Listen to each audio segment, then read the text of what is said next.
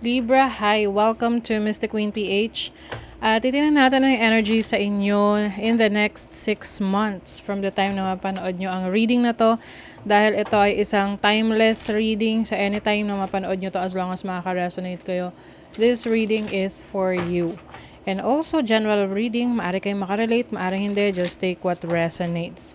Another reminder, hindi po ako unang magme-message sa inyo o kaya ipa-follow kayo para mag-offer ng kung ano-anong uh, mga readings, no, or services.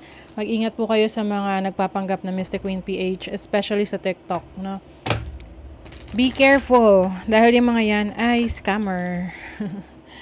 Ninanakaw yung mga videos ko, tapos nagpapanggap na Mr. Queen PH, tapos i-message yung mga viewers, at mag-o-offer ng kung ano-anong readings.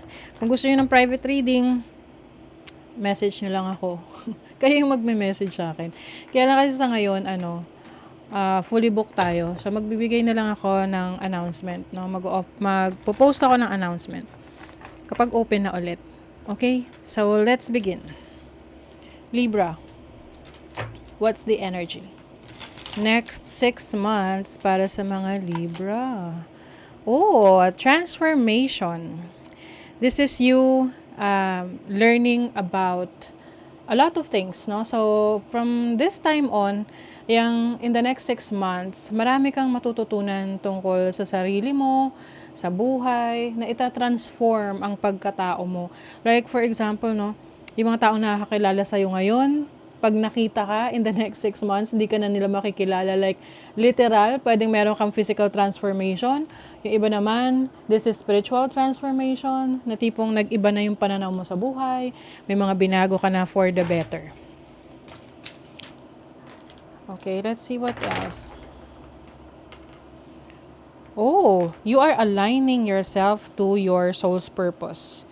Ayan o. North Node, and then the first house is about yourself. Libra energy is you are bringing balance into your life right now. Kung dati mas masyado kang workaholic, na tipong hindi ka na, yung bang parang mas nakafocus ka lang sa isang bagay. Ngayon, in the next 6 months, lahat ng importante sa buhay mo, bibigyan mo ng attention. Especially yourself. The fire in you. Oh, this is passion. There's like meron ditong intensity ng inspiration, motivation. So in the next 6 months, you're going to be very much motivated sa mga bagay na gusto mong baguhin sa buhay mo. Maaring yung iba sa inyo, yun nga, physical transformation. You want to, have to be the best version of yourself.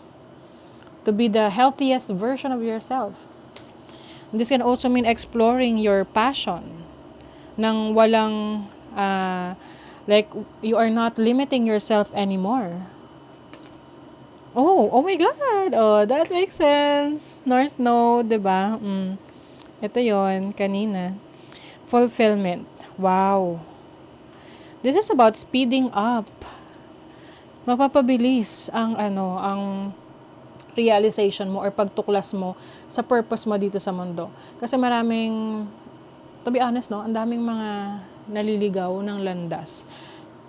Dahil hindi rin nila alam kung para saan ba, ba't tayo nandito. So some of you, marami kayong realization. Some of you, merong spiritual awakening. Yung iba nangyayari na yan sa inyo ngayon. And nare-realize nyo na okay, kaya pala ito na-experience ko kasi I am meant to do this. So meron kang natutuklasan sa sarili mo kung ano yung destiny mo, what is your purpose, why are you here.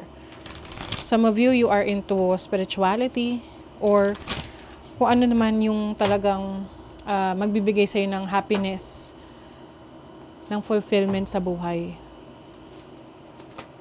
You have the strength card, so ito yung lakas, yung courage mo, lakas ng loob na maaring sumubok ng bago, no? Kumbaga andun yung passion mo about changing your life, aligning yourself to your destiny. You have the 8 of Pentacles. Meron kami na master na craft. So, some of you pwedeng ito pwedeng mag-o-obsess ka, but in a good way, no? Yung tipong nag-o-obsess ka sa isang bagay na gusto mong matutunan, gusto mong malaman, matuklasan. Para siyang pag-aaral, no?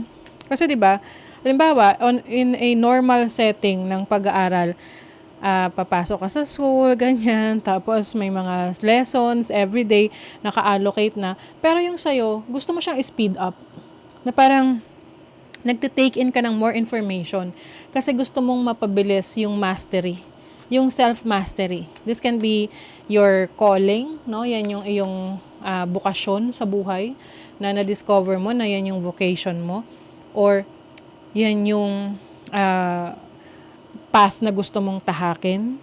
You want to be successful in your own field. Wow, you have the High Priestess. Some of you are very psychic.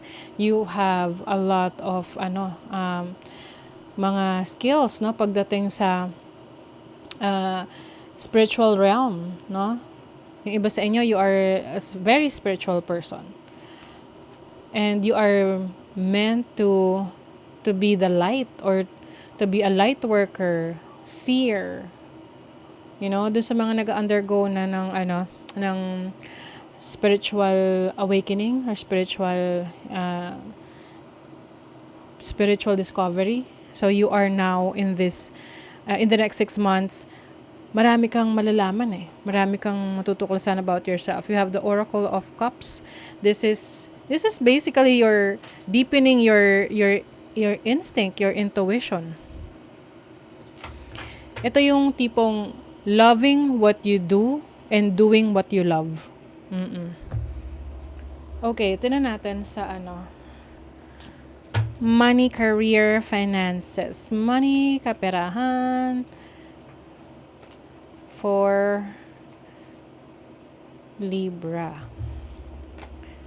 Oh, very charming ang energy nyo. You mesmerize people with your charm and elegance. Ganun naman ang mga Libra kasi you are ruled by Venus, no?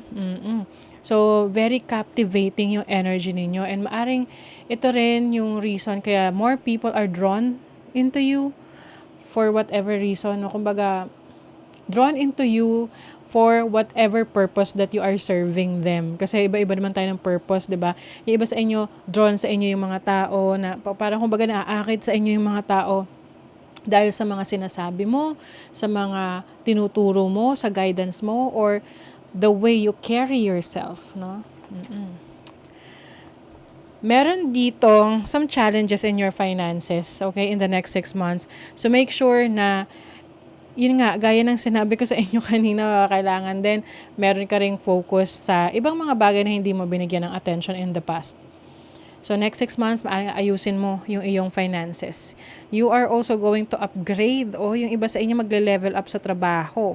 Pwedeng kayo ay magiging leader. Magkakaroon kayo ng leadership role sa work. May promotion.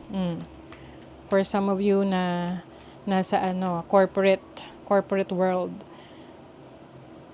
Sa love life naman, you're very optimistic in your relationship, especially dito sa bagong person that you are trying to get to know. However, nag-iingat ka pa rin, no? Gusto mo pa rin, parang nagsiset ka pa rin ng boundaries na, okay, itong person that you're dealing with ay kinikilala mo ng mas malalim para hindi ka magsisi.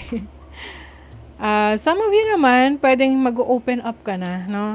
Kung for a long time, sinara mo yung puso mo, umiwas ka sa relasyon. Ngayon, merong person na darating sa buhay mo in the next 6 months na, kumbaga, bibigyan ka ulit ng lakas para magmahal ulit. O, diba? Uy, diba magbo-bloom ka talaga. Talaga naman. Mamumukadkad ka, Libra. You're going to be very charming rin sa career, sa trabaho mo, yung mga tao na, especially if you are in, nasa public eye ka. Let's say, nasa social media ka, or you're someone na maraming nakakasalamuha. You're going to bloom. Oh my God. And the first house energy is about yourself. So, you're blooming. May upgrade. Glow up.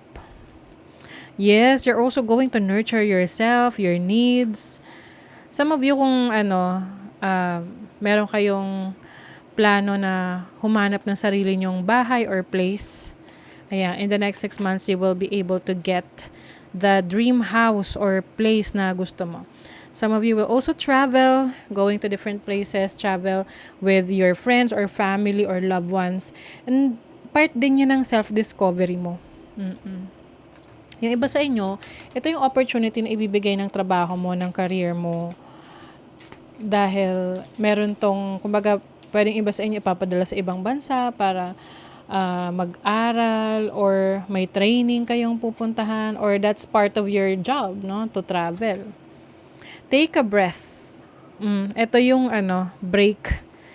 There are times na kailangan mo ring mag-take a break. Mag-take ng break. Siyempre, kapag things are getting stressful, parang overwhelming, you can step back and take a breath. The truth will set you free.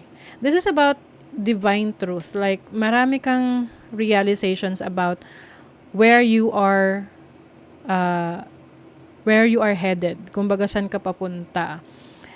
Maaring nung mga nakaraan, hindi mo alam kung ano talaga yung purpose mo, yung destiny mo. But in the next 6 months, magkakaroon ka na ng clarity dyan. Malalaman mo na kung ano yung katotohanan tungkol sa'yo about what purpose or the destiny ang para sa'yo. Okay, so that is your reading, Libra. Thank you so much. See you again.